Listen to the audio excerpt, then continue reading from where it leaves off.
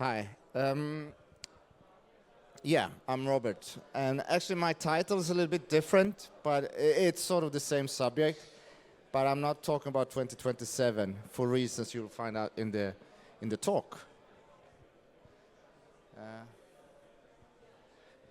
So actually I call it Game Dev Hustling 101, which is, I think is, let me disconnect my mobile. Which is basically it's 9 slides where I put down some advices for any aspiring developer. And what I mean with aspiring and in terms of, I hope there's something in here that is like thoughtful or educational for everyone. It's based on the things I've noticed throughout the years, some of them more recently, as I've been speaking to devs, been making games, been releasing games, and been funding games. And my idea is to provoke some thoughts, but also combine it with very hands-on examples. And you have to forgive me if there's no like red thread throughout the phase. It goes, I'm sort of, yeah, you'll find out how it works. And if there's any questions, there's going to be like a Q&A afterwards. But I mean, if you do have a question during the talk, I mean, feel free to raise your hand as well. So a little bit about me. I'm Robert Bäckström, founder and CEO of AuroraPunks. But I initially started in 2006 as a narrative designer slash level artist over at Fat Shark as we started it. I don't know if I was not good enough as a designer but I quite quickly ended up in the producer role in a team that grew from 50 to 80 developers as I left. I then moved on to Raw Fury and continued working as a publisher producer for a couple of years. In the same time started doing some angel investments and just being advising startups and eventually ended up in 2019 to start my own game startup, which is AuroraPunks. AuroraPunks is based in Stockholm. We are a co-dev shadow publishing partner who focusing more on smaller indie devs rather than big AAA companies. But we have worked with the big ones as well, Embark, Void, as well as small ones. Some of them are here or used to be here before. So we are 16 developers in offices in Stockholm. We just recently, I'm actually going to plug a game. We just recently released a game last Friday, a console game called Servopass, Immortal Death, which is a team we met here at Nordic a couple of years ago for the first time. And they are just, it's a great game. I recommend you to check it out. Very, very funny. Some of the games I've been working on in different roles and capacities. Different platforms, different genres. Yeah. And that photo of me is obviously not from today. It's quite many years ago. So, first slide I call Screaming at the Clouds. And it comes from the notion you tend to hear is like, we would have gotten funding if the market sentiment was different. We would have gotten funding if, well, now is not the time, sort of. I also heard this notion about, yeah, we just need to survive until 25, and then we'll be fine.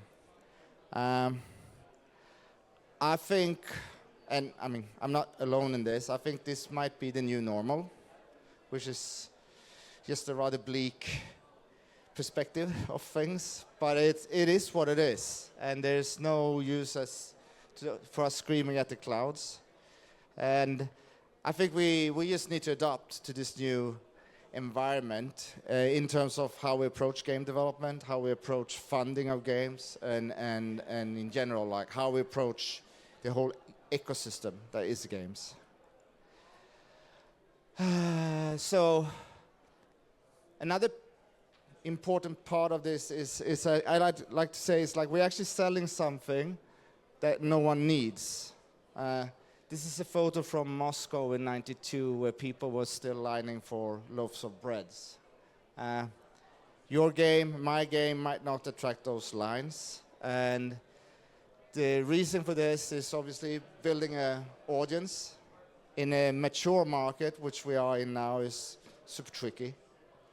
I think in order for us to deal with that and sort of break through the noise is we need to make sure that we actually deliver a promise that the players really want when they see our game for the first time, in what a shape or form that might be. And for us to really understand what this promise should be, we need to test this idea. I mean, I tend to look at, like, you have an idea, maybe you sleep and you have this idea and you wake up and you start thinking about it. I think that's a good time for you to actually start testing it on someone else, maybe your partner, your kids, your friends. Stop bouncing that ideas. And then obviously it comes different stages where you start sort of testing the idea. Maybe you do your first sort of play test or paper prototype, or just put something up on Twitter, like a screenshot Saturday type of thing. But you always need to take that chance. Like, I'm sort of always scared when I meet developers who's been developing something for 3 years I call it in the shadows, like behind locked doors, and haven't really involved others. And it's unfortunately more common than not that happens. So for me, I think it's just important to minimize the time and money you spend before you sort of can check on that promise you give to the players and see that if it actually resonates with them. And then, I mean, how do you sort of measure if you actually have traction on your game? And there's obviously a lot of things you can do. This is actually from another game we're working with called Water Me and You, who managed to acquire a really healthy number of wish lists just on TikTok alone. So obviously that was their sort of understanding of like reassuring themselves that this game is actually having traction. But there could be many things how to test this, and many times it's just this feeling you get inside, like, I'm interested, I want to see more, and it's also sort of scary to see how often people are just ignoring that initial like idea of like, what if this game doesn't have traction, but it will have later on. Like if that initial idea doesn't get people's attention, it's going to be super difficult later on. So obviously there's a lot of KPIs you can look at and see if there's something in the game. I think something I really want to point out in terms of wish list, because obviously wish list is, I guess, the most used KPI, at least among us PC first indie devs, is wish lists do come with a best before date. It is not something like, if you have a game that been collecting wish lists for 5 years, those initial wish lists will not have the same impact or value or conversion as the latest one. So when you start looking at your, thing, and I know Steam is looking for it as well, like, look at your latest numbers in terms of like what activity, what kind of organic growth do you have, and also combine it with the followers. And I think that's a good indication to see where your game is heading. Also, obviously, is there any of your social media interactions that actually have wings? And important here is, like, not all media, not all channels work for all games. So sort of trying and finding out where you are. And most likely, if you create a game in a genre that you are passionate about, which I think you should, then you will know where to start talking about it. Yes, they're very, I'm sure a lot of you are famous, know about this place, but GameDiscovery.co is a great resource for those of you who want to learn more about discoverability in games on a very hands-on set. They do have some kind of plus tools where you get into the back end of Steam and can sort of see track titles and sort it on tags and things. And I think it's time well spent and money well spent if you want to be serious about finding out more about your game. And regardless if you're going to do self-publishing or going with publishing, I think having a good understanding of this prevents you to make a lot of early mistakes. A little bit about funding, how to actually pay for the development of your game. One thing is funding is not revenue. Equity is not revenue. Equity is sort of a pre-sale of your company at a lower valuation than it has the potential to reach. And I'm not against it, I'm just pointing it out as it is. Like, if you start a company and you get someone comes in and put money into your company, I mean, it could be the thing you need to do, and it could be a very good owner to have it, but you still sell future value at a lower valuation, and that's just how things are set up. So getting funding is not the same as having revenue. It's just, but it is a proof that your idea has traction, of course. Someone believes in it, but it's not revenue. Project funding is not revenue. It is, some people would argue with me about this, but it's a high interest loan with your project revenue as security. If a publisher comes in and funds your game, you might not have to repay it if the game doesn't sell, but you still lock in the revenue from your game to that publisher or project investor on a certain recoup terms that might be good or hostile for you. Grants is not a revenue. It's a crutch. And use it wisely and don't get too dependent on it. Grants doesn't necessarily tells you whether your game is going to do great, whether you're going to get further publishing funding for it. Grants sometimes have other agendas. Like if you get the Xbox grant for porting, it's because they want to see more content on their platform. Doesn't necessarily means that you're going to sell a lot of games on their platform.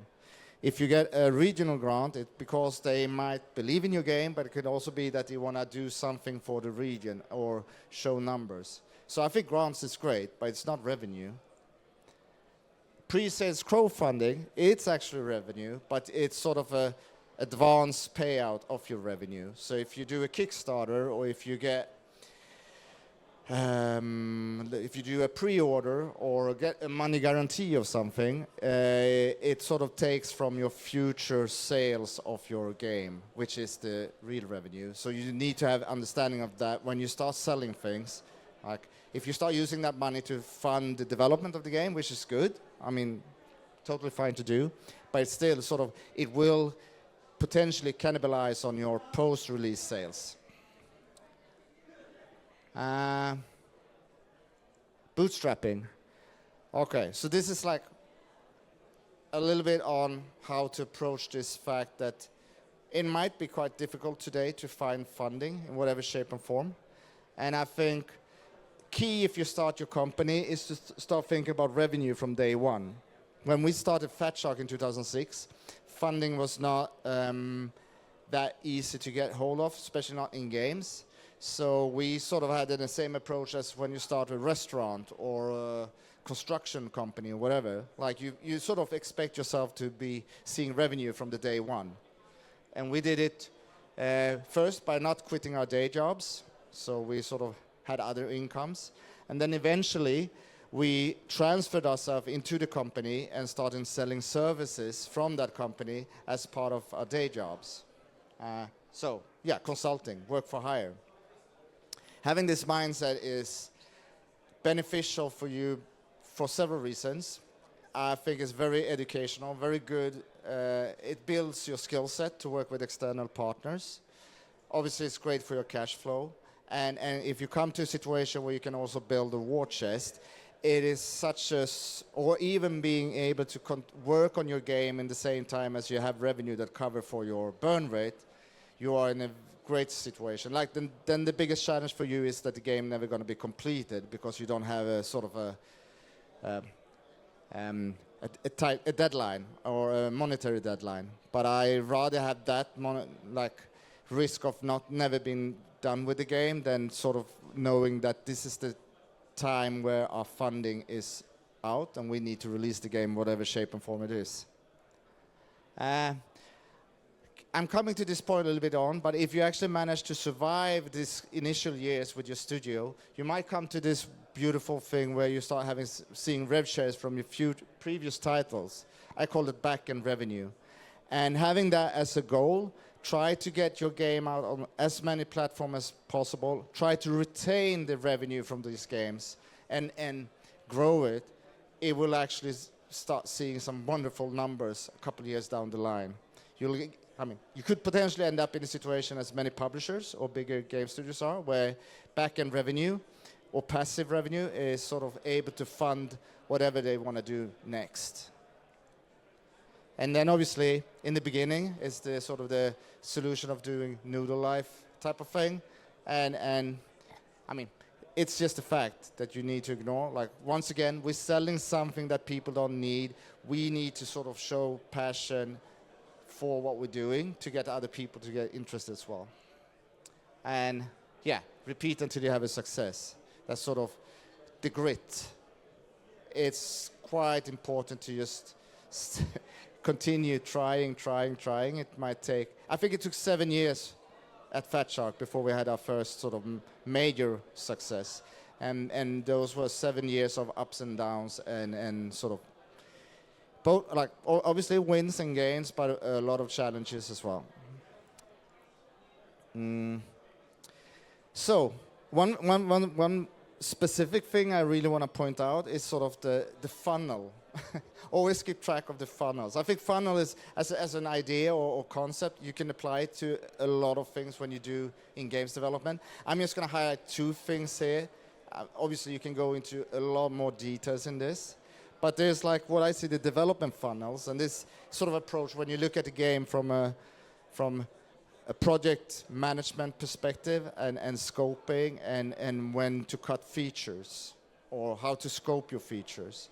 So if you have this set of features and you have a 12-month development timeline, and if you cut the feature 2 months into 12 months project, you actually save 10 months based on that feature took 1 month per, like, used one person per month to make. You actually save those 10 months.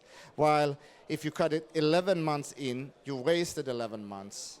So, like, having a clear understanding on how to test, when to apply these different layers of a funnel and where to test the features and making the cut at the right time is super important for you to sort of keep a lean development timeline. It's just one example. I mean, one could go into so much details in this if you wanted to, but I just try to keep it very brief. There's obviously other funnels as well, and I'm just bringing this up because I really like to think about things in funnels because it brings a lot of sort of a perspective in terms of, if I don't do it now, what would be the impact later on. So discovery funnels, like,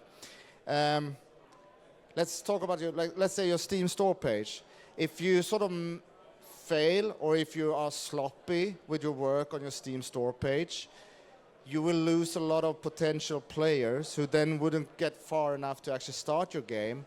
And then if they start your game and your game is sort of sloppy in its first 5 minutes in the UX, like the onboarding, the tutorial, or whatever, and this could be very different depending on who your core audience is, going back to promises. Like a strategy game doesn't need to have a very quick UX process, but if you're making a Roblox game or UFN game, or whatever, with a target audience being like this new generation of 5-second attention span kids, you need to have that in consideration. Because if they don't get through that, then obviously they're never going to play the rest of the game. You're going to lose a lot of valuable retention, and they're never going to beat the end boss. Funnels, super important, I think. Getting your games to the players is also super important. So a lot of the time I meet people who comes and want to get support with funding or the next step for the project, and they somehow manage to get to a stage where they created a prototype, and they said, now we want to take this to look for more funding. And I mean, that used to be a very valuable or doable thing in the past, especially if you were a more seasoned studio. But nowadays, if this is your first time you're doing this, it's going to be quite tricky unless you have super strong KPIs. So that's the thing. You need to sort of prove your prototype. You can't just, unfortunately, you can't just come with an excellent game and expect to get funding. It's not impossible, but it's quite difficult. So I would say when you plan for like, okay, we have this year, we have this amount of money, or we have this energy, use that energy not to just create a prototype. Use that energy to get something that you can show, put in front of the players. And whether that's like an early access or just an itch demo or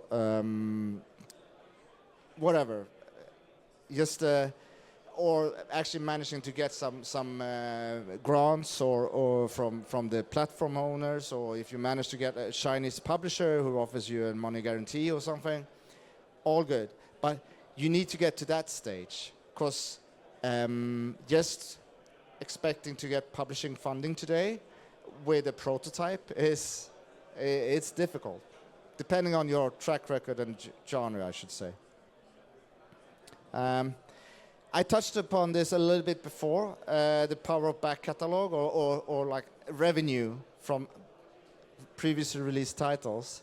And one thing, when you look at publishers, what they're good at many things, scouting games, giving money, of course, but they also are good in being alive and keeping a big and ever-expanding back catalog. And this back catalog, like the power of digital goods is this back catalog is a never-ending flow of revenue. Especially, I mean, all depends on the quality of it. Like the games in there needs to have good retention values and obviously having good reviews to be able to attract new players. But if you manage to keep your own games or work with others, that is sort of like try to help each other, maybe get some rev share on helping someone else with their game. If you manage to do this, these games will eventually reach break even, and once they've done that, it's your pure profit. Whatever, like, and once again, digital goods can never run out. You can just continue to sell them. There's obviously like a declining curve, but with a good sort of post-release update, whatever, release a patch every now and once, a quality of life update, or just a Steam post to say, hey, we're here. You can do a lot of magic with your already released content. I know Søren is sitting there, and he could tell you all about it, because I think Ghost Ship is a brilliant example of that. Use the storefronts. I mean, obviously in traditional retail, you compete for shelf space, and digital storefronts are no different. So be very active in when you, like, don't just put your game on Steam. Try to understand how Steam works. I mean, how does the sales work? What impact does it have? What happens if we post, like, if we do an early access and we don't have a really clear release schedule? Or what happens if we participate in this sales at this amount and not this? What happens if we put too low price or too high price? Be very active. Understand the storefront. It's equally important as creating the game. And I mean, work with the platforms as well. Like, Steam is sort of difficult to get hold of, and Nintendo as well. But Xbox and PlayStation are great. They'll help you. They'll be super, especially Xbox, very transparent on what you can do. And there's so much you can actually do with quite little means in terms of partnership programs, apply for PlayStation Plus sales or pre-orders, or just to get additional exposure, which is exposure on the storefronts is like, well, I don't know, like, it's very native to where people are actually buying the games, so it's the best user acquisition you can do. I would say, I don't know, I just put 4-digit sales, but I think any game with positive reviews and 4-digit sales, like at least 1,000 copies or more, if you actually start spending time, it's sort of not a waste of time, because you can see those numbers take off. And this is sort of self-plugging a little bit about Aurora Punks, but there's a lot of other people out here that can help you as well with this. Get help from, I mean, if this feels daunting, get help from experts, get them go through this, do it once with one of your game and learn everything, all the magic and tricks. There are publishers out there now that helps you with this. So yeah, there's an abundance of consultants nowadays because the market, some of them would be able to help you with this. I think a great tool for this to just understand at least the Steam platform is SteamDB. I mean, it's sort of a weird hobby I have, but just watching at different CCU numbers based on what updates they did and like looking at what forum activity they had and then like what social media activity they had. It's like, but you can actually learn a lot to see where the trends are going and sort of betting whether this game is going to go that way or that. But I think it's a good way for you to understand the ecosystem. Oh yeah, I don't know how many, did I do it in less than 20? Quick, okay, cool. So yeah, any questions? Yeah, it's time for a Q&A, so I'm going to go around and give you the mic, so please raise your hand. Oh, okay.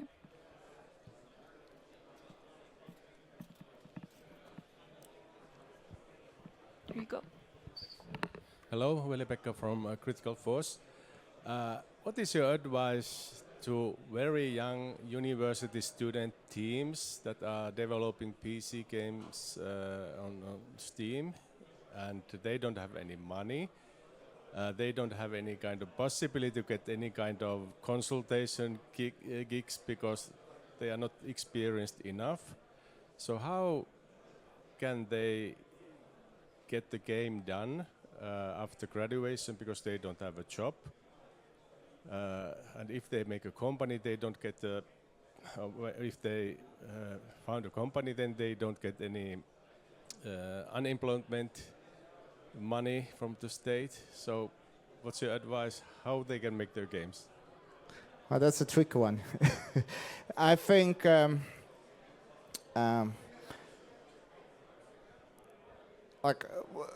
obviously one thing is sort of like going back to the noodle life, like keeping cost of living. Maybe they're still living at home, so use that time, but also choose the scope and platform where they actually can succeed. So maybe if a Steam game is, depends on how big the game is, but they should try to make something they actually can push out and not expecting them to sort of see any revenue or any particular like meaningful revenue of that, but just being part of the process of releasing a game. And that could be on another platform, could be on Roblox or whatever, but just seeing that full process and preferred even more than once, that builds experience. And that will also see them grow their skill sets. Like, just the fact that if you've been part of releasing a game, you from beginning to the end, you're actually seeing more parts of a game development than some AAA developers seen, because they might not be, even if they're 5 years at the company, they might not seen the full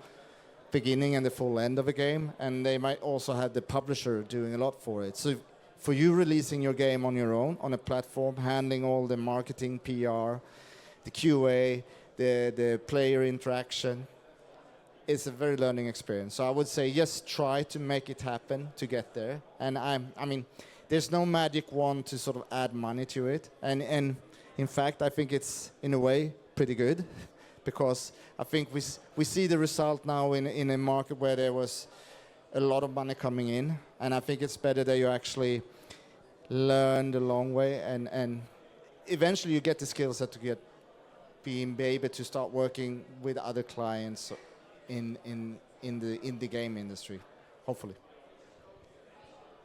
Do we have any other questions, perhaps?